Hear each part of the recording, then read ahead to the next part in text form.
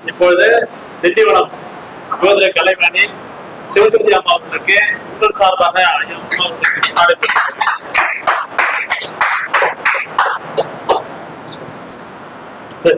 அம்மாவுடைய தலைப்பு வந்து பாத்தீங்கன்னா நட்சத்திர சுத்தமங்கள் நட்சத்திர தன்மையும் ஒவ்வொரு மாதத்தையும் 2 நட்சத்திர தன்மையும் நட்சத்திரம் பார்த்து பயன்படுத்தும். நன்றி.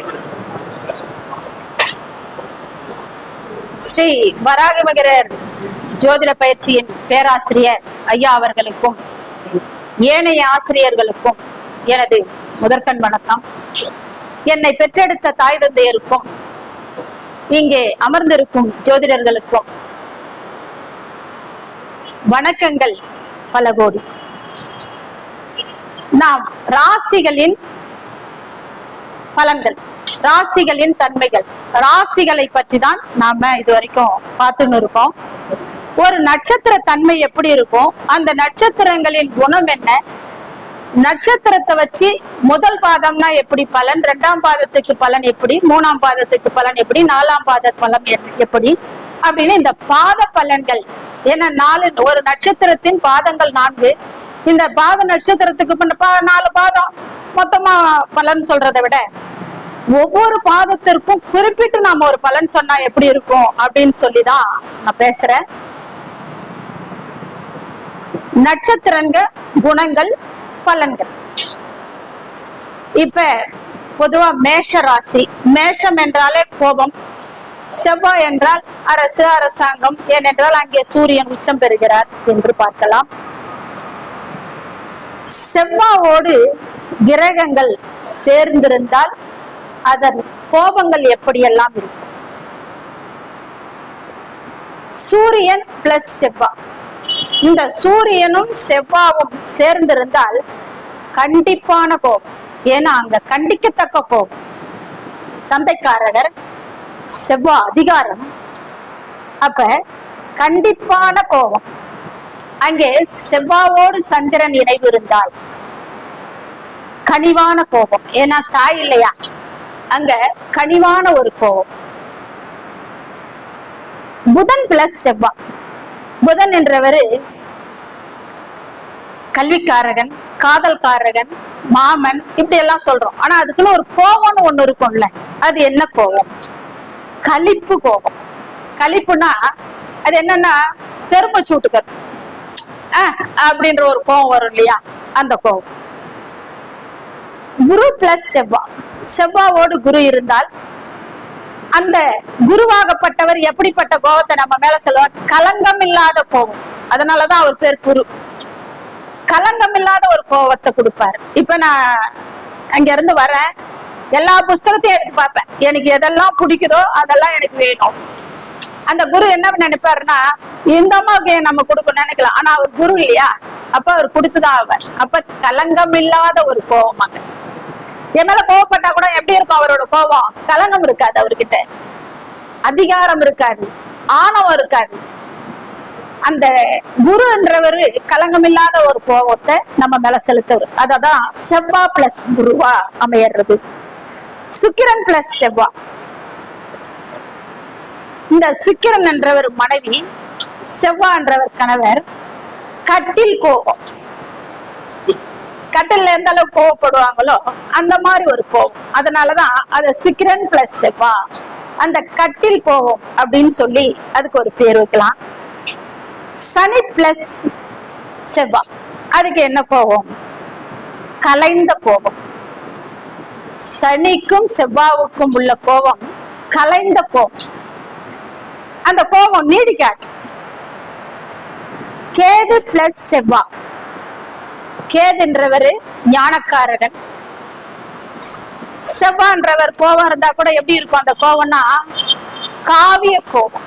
அதுக்குதான் ஞானக்காரகன் அப்படின்னு சொல்றோம். ராகு பிளஸ் செவ்வாய், இந்த ராகுனாலே நம்ம என்ன நினைப்போம்னா சண்டைக்காரகன். அப்ப கலவர கோபம், அங்க என்ன நடக்கும்? கலவரங்கள் பயங்கரமா இருக்கும். அதனாலதான் அத ராகு அப்படின்னு சொல்லி சொல்றோம். ஜோதிடத்துல மிக முக்கியமான விஷயங்கள் நட்சத்திரம். இந்த நட்சத்திர பலனை நாம் எப்படி எடுப்பது? நட்சத்திரத்தின் முதல் பாதம், இரண்டாம் பாதம், மூன்றாம் பாதம், 4 பாதங்கள் நட்சத்திர ஒளி கதிர்களை கொண்டதுதான் நட்சத்திர சூட்சமங்கள். நட்சத்திரத்தின் ஒளி கதிர்களை கொண்டு நாம் அவர்களுக்கு சொல்ல போகும் பலன் எப்படி இருக்க வேண்டும் என்றால் நிரந்தரமான சொற்களாக இருக்க வேண்டும். ஒருவர் எந்த நட்சத்திரத்தில் பிறக்கிறாரோ அந்த நட்சத்திரம் ராசியாக அமையப்படுகிறது. அதுவே அவரின் ஜென்ம நட்சத்திரம் என்று சொல்லப்படுகின்றது. 12 ராசிகள், 27 நட்சத்திரங்கள். இவை 4 பாதங்களை கொண்டது ஒரு ராசி, 4 பாதங்களை கொண்டது ஒரு நட்சத்திரம், 9 பாதங்களை கொண்டது ஒரு ராசி.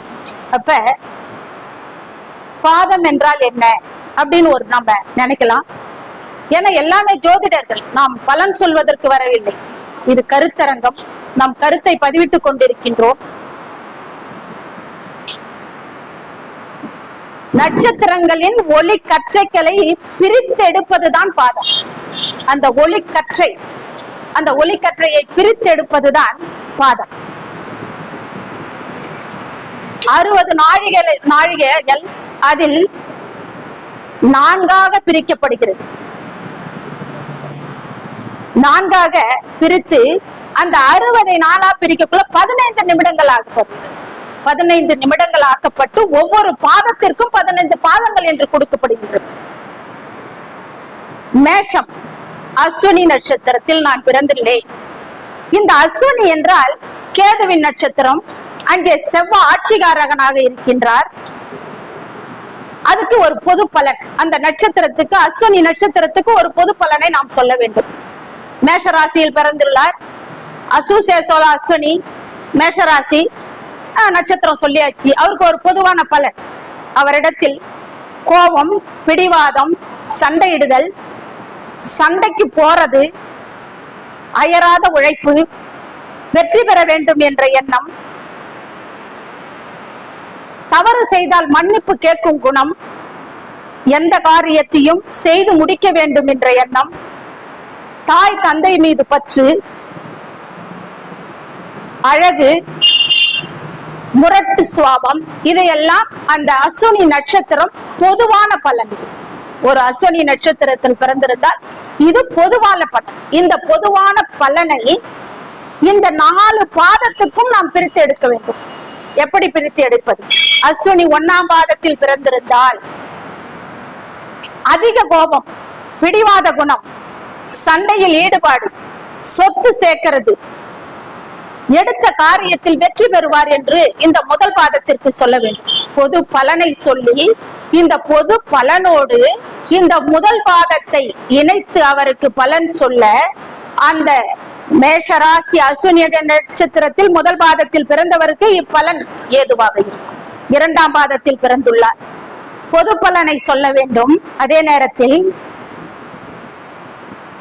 அவருக்கு சொத்து சார்ந்த குணம், சொத்து சேர்க்க வேண்டும் என்ற எண்ணம், பொறுமைசாலி, மனைவியின் மீது பற்றுள்ளவர். இந்த 2ஆம் பாதத்தில் பிறந்திருந்தால் அவர் எப்படி இருப்பார்? மனைவியின் மீது பற்று இருக்கும்,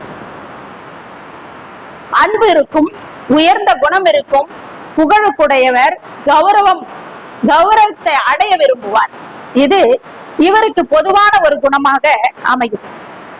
சரி, அஸ்வினி நட்சத்திரம் 3ஆம் பாதத்தில் பிறந்தவர். பொதுவான பலனை சொன்னோம். அந்த பொதுவான பலனிலிருந்து தான் இந்த 4 பாதங்களுக்கும் பிரித்து எடுக்கின்றோம். அந்த எடுக்கக்குள்ள இதெல்லாம் நம்ம பிரிச்சு எடுக்க அவர்கள் ஆமா இப்படிதான் என் உறவு இருக்கிறது, என் பலன் இருக்கிறது என்று சொல்ல வேண்டும். அப்ப அஸ்வினி நட்சத்திரம் 3ஆம் பாதத்தில் பிறந்தவர் தைரியசாலி, சாதுரிய பேச்சு திறமை,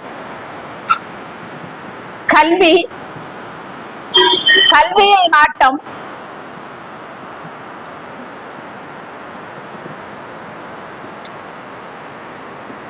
வல்லவர்கள், கற்பனையில் சிந்தனை உடையவர்கள், அன்னை மீது பற்று கொண்டவர். இந்த 3ஆம் பாதத்தில் இருப்பவர்கள் இதையெல்லாம் நாம் சொல்ல வேண்டும். 4ஆம் பாதத்தில் பிறந்திருந்தால் பிறரை அடக்கும் ஆளும் தன்மை. இப்ப மேஷராசியில பிறந்தவங்க எல்லாருமே அடக்கிறது கிடையாது. அப்ப அஸ்வினி நட்சத்திரம் 4ஆம் பாதத்தில் பிறந்தவர் எப்படி வருவாரு? அடக்கும் தன்மை, அடுத்தவரை அடக்கக்கூடிய தன்மை, பிறரை அடக்கி ஆளுவார். எல்லாருக்கும் ஒட்டுமொத்தமா நம்ம பலனை சொல்லிடுறோம். ஆனா பலன் சொன்னாலும் எந்த பாதத்தில் பிறந்தவர் எப்படி இருப்பார் என்பதை தான் நான் இங்கே சுட்டி காட்டுகிறேன். பிறரை அடக்கி ஆளக்கூடிய சக்தி வாய்ந்தவராக இருப்பார். முன்கோபம் உள்ளவர், தர்ம சிந்தனை உள்ளவர், தெய்வ பக்தி உள்ளவர், அரசாங்க தொடர்புடையவர், அரசாங்க துறையில் ஈடுபாடு உள்ளவர். அப்ப அஸ்வினி நட்சத்திரம் 4ஆம் பாதத்தில் பிறந்திருந்தால் இதையெல்லாம் செய்வார் அப்படின்னு பலன் சொல்லியாச்சு. இப்போ மேஷராசி அஸ்வினி நட்சத்திரம் முடிந்தது. பரணியில் பிறந்தால் தரணி ஆளலாம், பரணியில் பிறந்தால் தரணி ஆளலாம். பரணி நட்சத்திரம் சுக்கிரனுக்கு அதிபதி ஆவார். இந்த பரணி நட்சத்திரத்துக்கு ஒரு பொது பலன், நினைத்ததை சாதிக்கக்கூடிய மன வலிமை, கோபம், பிடிவாத குணம், மனைவி மீது அன்பு, பெண்களால் பலவீனம், பெண்களால் பலவீனம். ஏன்னா அங்க சுக்கிரன் வராரு இல்லையா? ஆணா இருந்தா பெண்ணும், பெண்ணா இருந்தா ஆணும் பலவீனம் பண்றாங்க. ஆடம்பர வாழ்க்கை, அந்த வாழ்க்கை வாழ வேண்டும் என்ற ஆசை, எதிர்பார்ப்பு, இரக்க குணம், தர்ம சிந்தனை, எளிதில் உணர்ச்சி வசப்படுதல், எளிதில் உணர்ச்சி வசப்படுதல். சுக்கிரன் இல்லையா? பெண் இல்லையா? அப்ப எளிதில் உணர்ச்சி வசப்படக்கூடியவங்க இல்லையா? அப்ப பயந்த சுபாவம், கோழைத்தனம், சில நேரம் தோன்றி மறையும். மேஷராசி தான், ஆனா பரணி நட்சத்திரம்னாக்குள்ள அந்த இடத்துல கோழைத்தனம் தோன்றி மறையும்.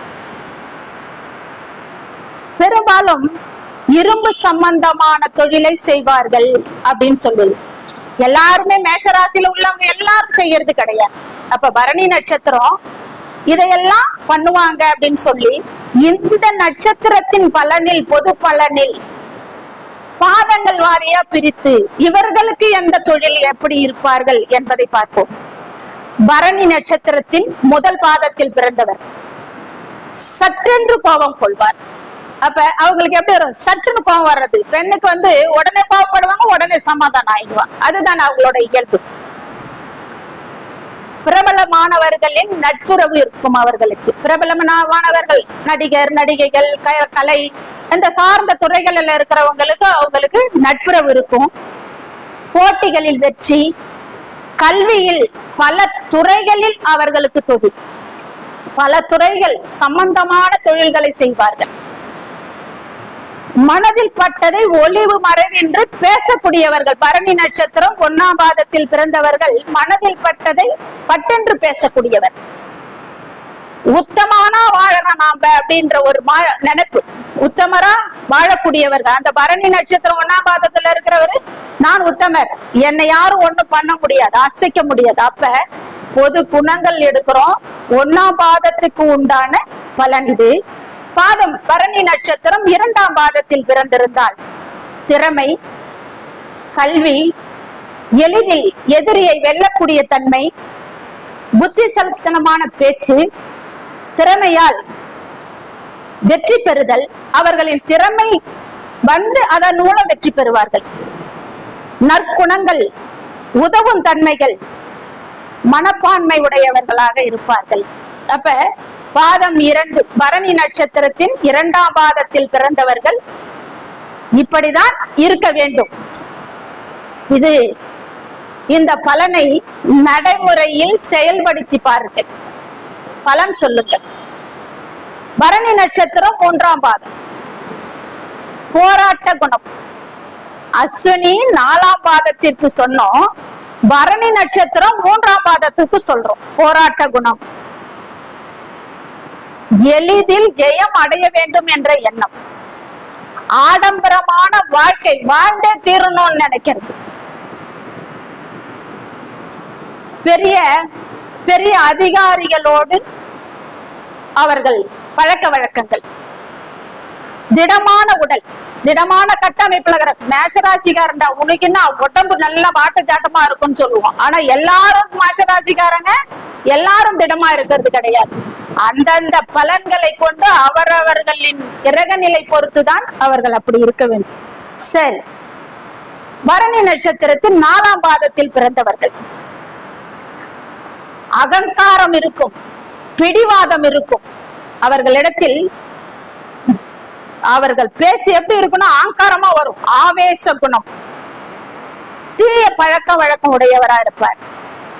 ஓரளவு கல்வி ஞானம் ஓரளவு இருக்கும். அப்ப இந்த பரணி நட்சத்திரம் 4ஆம் பாதத்தில் பிறந்தவர்களுக்கு இப்படி எல்லாம் இருக்கும்.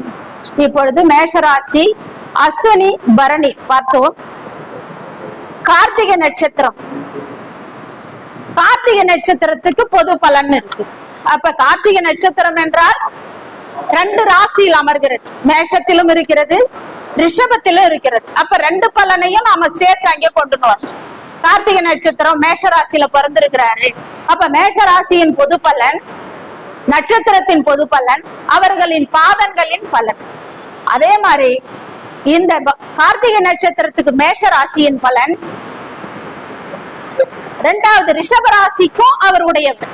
ஆகையால் 2க்கும் பொது பலன் ஒண்ணு எடுத்திருக்க. நேர்மையானவர்கள், தெய்வ பக்தி உடையவர்கள், ரொம்ப சுத்தமாக இருப்பார்கள், சாமர்த்தியசாலியாக இருப்பார், விருந்தோம்பல், பண்பு, தர்ம சிந்தனை, இரக்க குணம், அழகு, கவர்ச்சி, கொஞ்சம் அழகு, முன்கோபம், பிடிவாத குணம். இது கார்த்திகை நட்சத்திரத்தின் பொது பலன். இப்பொழுது 4 நட்சத்திரம் அந்த பாதங்களுக்கும் இந்த விஷயத்தை நம்ம பிரிச்சு கொடுக்கணும். அப்ப எந்த பாதத்திற்கு எப்படி இருப்பார்கள்? கார்த்திகை நட்சத்திரத்தில் முதல் பாதம் பிறந்திருந்தால் மேஷத்தில் பிறந்திருப்பார். மேஷராசி, கார்த்திகை முதல் பாதம். பூமி, வீடு, கால்நடை, செல்வம், நல்ல குலம், திறமைசாலி, எதிரியை தந்திரத்தால் வெற்றி கொள்வார், உடல் பலவீனம், புகழ் உடையவர். இத கார்த்திகை முதல் பாதம் மேஷத்துக்கு சொல்லும். ஏன்னா மேஷம் செவ்வாய் அதிபதி, அங்கே அவங்க கார்த்திகை நட்சத்திரத்தை பலனை நம்ம சேர்த்து சொல்றோம். ஆகையால் இந்த மேஷ ராசி பலன்களை மிகவும் அற்புதமாக கேட்டு ரசித்த ஜோதிட பெருமக்களுக்கும் எனது ஆசானுக்கும் பேச வாய்ப்பளித்த எனது குருநாதரை வணங்கி நன்றி கூறி விடைபெறுகிறேன். நன்றி, வணக்கம்.